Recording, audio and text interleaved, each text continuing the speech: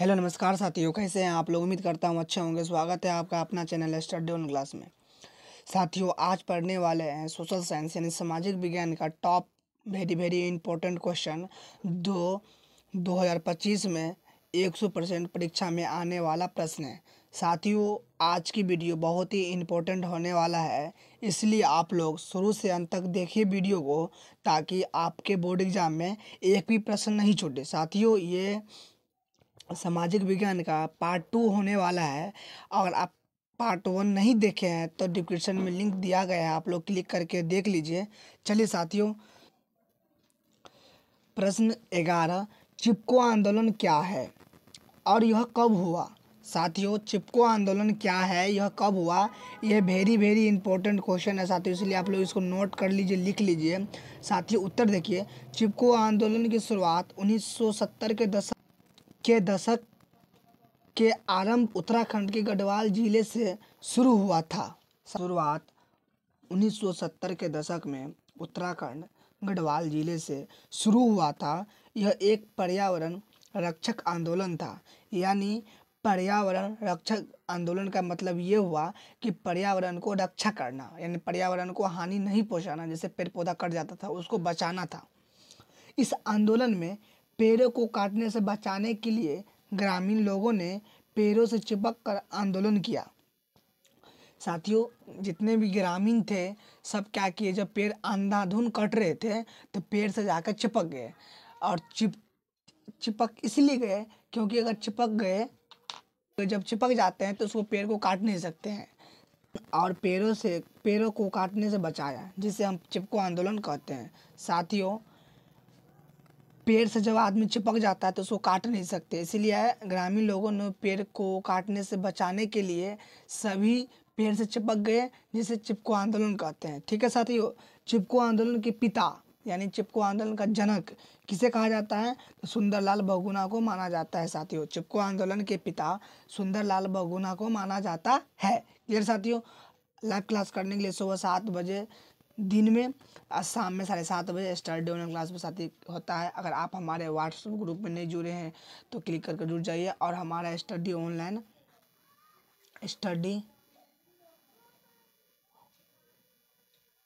Online classes है साथियों, click करके जुड़ जाइए टेलीग्राम ग्रुप में, ताकि क्लास का पीडीएफ नोट्स आप लोगों तक पहुंच जाइए।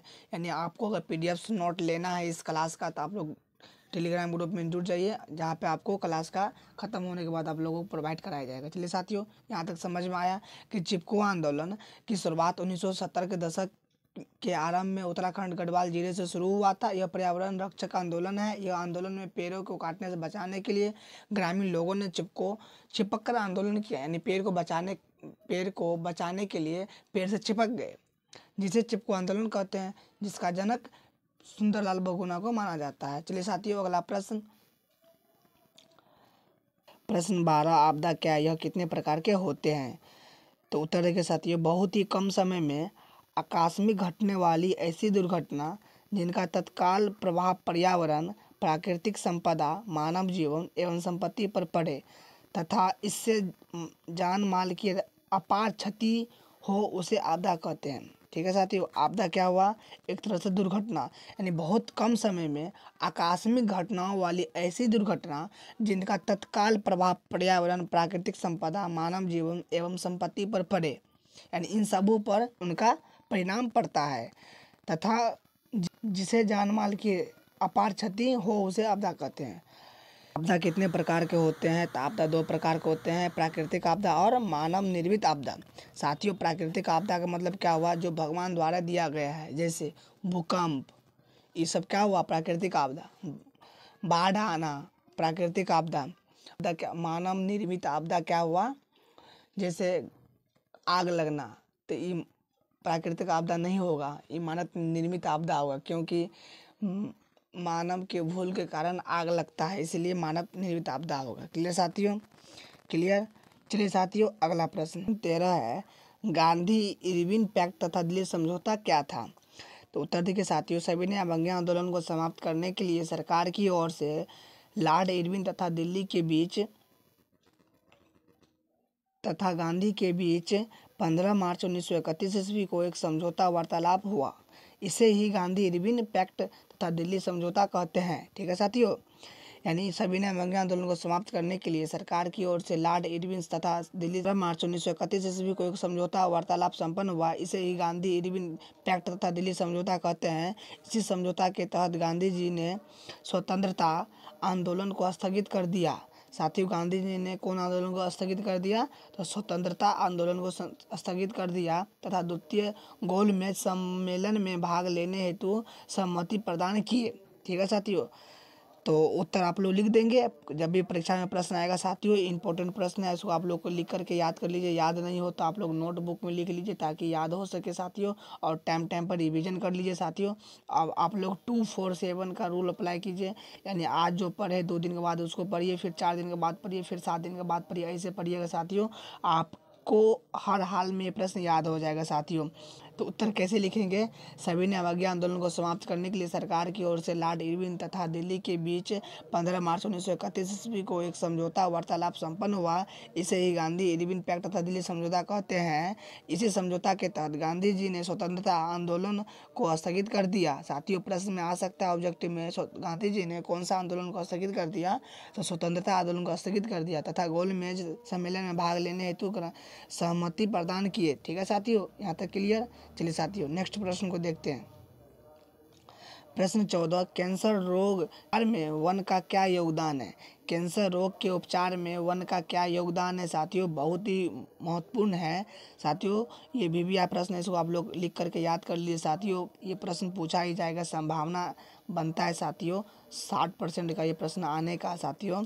हिमालय में वन में चीड़ नामक एक वृक्ष पाया जाता है। हिमालय के वन में चीड़ नामक एक वृक्ष पाया जाता है जिसके पत्ती, टहनी, छाल और जड़ों के टैक्सोल नामक रसायन होता है।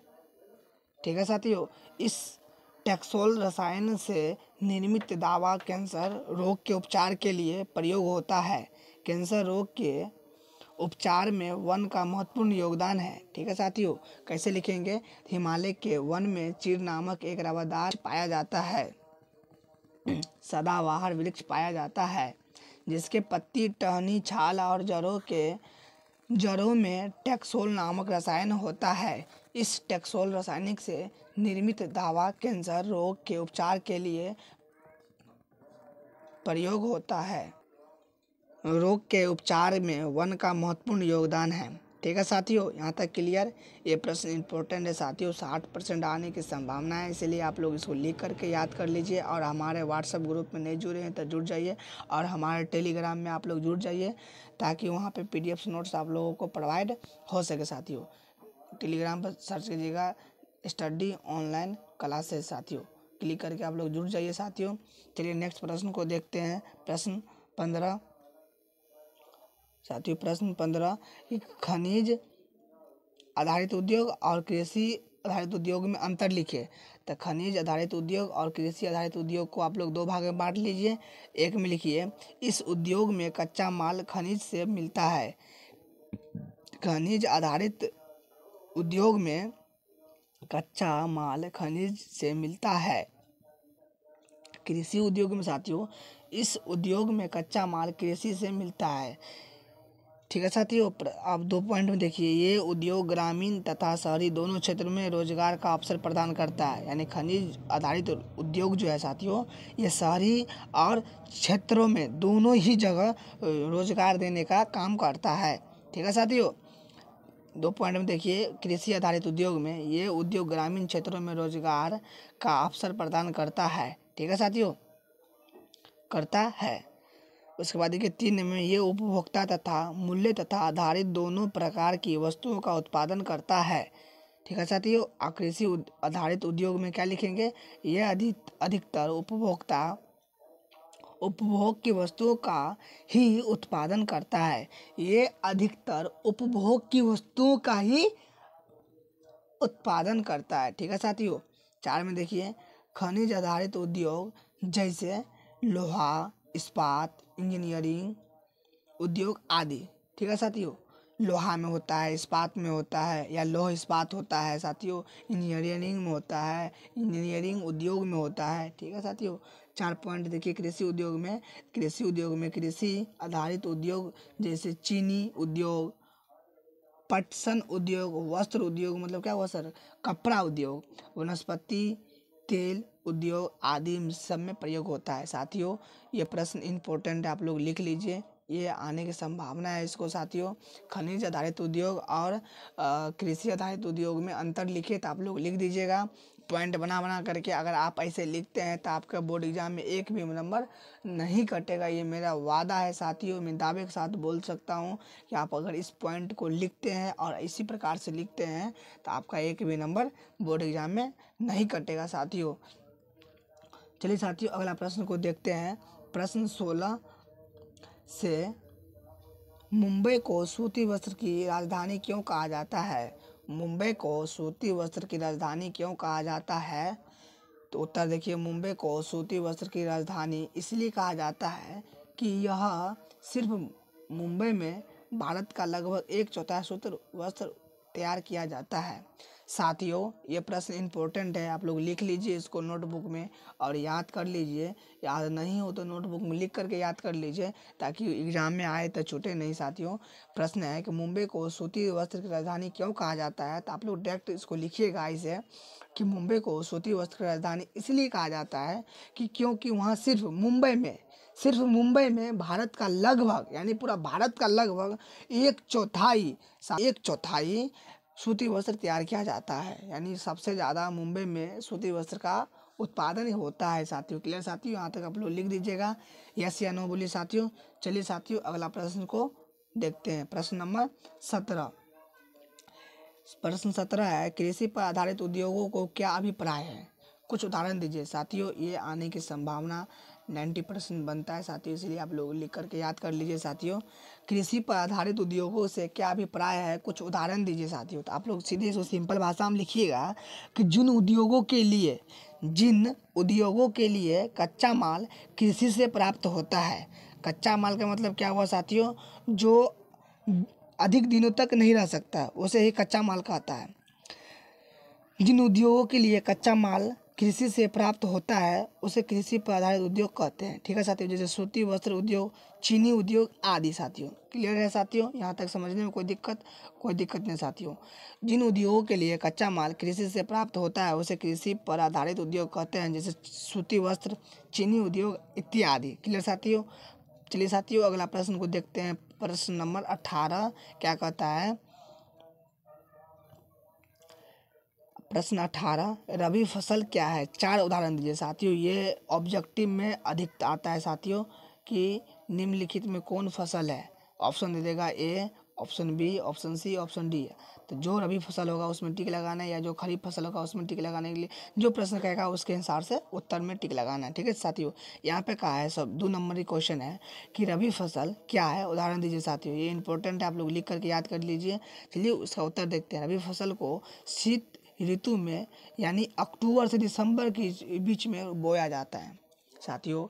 रबी फसल को शीत ऋतु का मतलब क्या हुआ साथियों, ठंडी मौसम में यानी अक्टूबर से दिसंबर के बीच में बोया जाता है। और ग्रीष्म ऋतु मतलब क्या हुआ साथियों, गर्मी मौसम में यानी अप्रैल से जून के बीच में काट लिया जाता है, उसे रबी फसल कहा जाता है साथियों। ऐसा समझिए कि रबी फसल को अक्टूबर से दिसंबर तक बोया जाता है के बीच में और अप्रैल से मई तक के बीच में काट लिया जाता है। ठीक है साथियों, अप्रैल से मई जून तक काट लिया जाता है। उदाहरण के तौर पे सर 4 बोला है तो 4 लिखिए, गेहूँ, जौ, चना, मटर इत्यादि। सर लिख लेंगे साथियों कि रबी फसल क्या है। तो रबी फसल अक्टूबर दिसंबर के बीच बोया जाता है और ग्रीष्म ऋतु यानी गर्मी में अप्रैल से जून तक काट लिया जाता है, जैसे चना, जौ, मटर, गेहूँ इत्यादि। ठीक है साथियों। चलिए प्रश्न देखते हैं। अगला प्रश्न 19, वायु परिवहन के प्रमुख विशेषताओं को लिखें। वायु परिवहन के प्रमुख विशेषताओं को लिखे। तो उत्तर देखिए साथियों, वायु परिवहन के प्रमुख विशेषता निम्नलिखित है। साथियों, बोर्ड एग्जाम में आप जितना पॉइंट बना के लिखिएगा आपको उतना अच्छा मार्क्स मिलने की चांस होगी। ठीक है साथियों। चलिए प्रश्न को एक देखते हैं। यह सबसे महंगा परिवहन का साधन है। पॉइंट 1 में लिखिएगा, यह सबसे महंगा परिवहन का साधन है। इसके द्वारा तीव्रतम यात्रा संभव है, यानी इसके बिना आप तेजी से यात्रा कर सकते हैं। इसके द्वारा आरामदायक यात्रा मिलता है, यानी इसके बिना आप आराम से यात्रा कर सकते हैं, सुकून से यात्रा कर सकते हैं।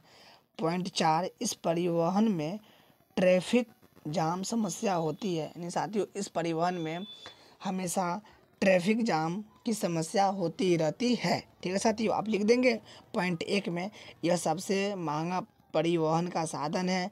पॉइंट 2, सबसे इसके द्वारा तीव्रतम यात्रा संभव है। पॉइंट 3, इसके द्वारा आरामदायक यात्रा संभव है। पॉइंट 4, इस परिवहन में ट्रैफिक जाम की समस्या हमेशा बनी रहती है। ठीक है साथियों। चलिए साथियों प्रश्न 20 को देखते हैं। प्रश्न 20 में क्या है कि इन सूटी प्रयास क्या है। साथियों ये आप लोग पहली बार शायद नाम सुनते होंगे। इन सूटी प्रयास क्या है साथियों, ये बहुत ही इंपॉर्टेंट प्रश्न है साथियों। इसको आप लोग लिख करके याद कर लीजिए, और याद नहीं हो तो नोटबुक में लिख लीजिए ताकि याद हो सके। ठीक है साथियों। देखिए उसका उत्तर देखिए साथियों, वन जीवों को उनके प्राकृतिक आवास में संरक्षित करने का प्रयास इन सीटू प्रयास कहलाता है। ठीक है साथियों, क्या कहेंगे, वन्य जीवों को उनके प्राकृतिक आवास में संरक्षित रखने की यानी सुरक्षा रखने के प्रयास को इन सीटू प्रयास कहा जाता है। इसे प्रयास संतुलित रहता है। ठीक है साथियों। चलिए साथियों, अगर आपको प्रश्न याद नहीं हो तो आप लोग नोटबुक में लिख करके याद कर लीजिए साथियों। ये प्रश्न 10 टॉप सब्जेक्टिव प्रश्न है साथियों, BBI है, इम्पोर्टेंट क्वेश्चन है साथियों। आप लोग इसको हर हाल में याद कर लीजिए ताकि बोर्ड एग्जाम 2025 में आए तो छूटे नहीं साथियों। यहाँ से 100% 2 क्वेश्चन फिक्स सीधा आपके एग्जाम में आने वाला है साथियों, इसलिए आप लोग इसको लिख करके याद कर लीजिए। अगर वीडियो पसंद आए तो लाइक शेयर कमेंट जरूर कीजिएगा साथियों। और आप लोग साथियों मिलते हैं नेक्स्ट वीडियो में। अगर वीडियो पसंद आए तो लाइक कर दीजिएगा साथियों। चलिए साथियों, धन्यवाद।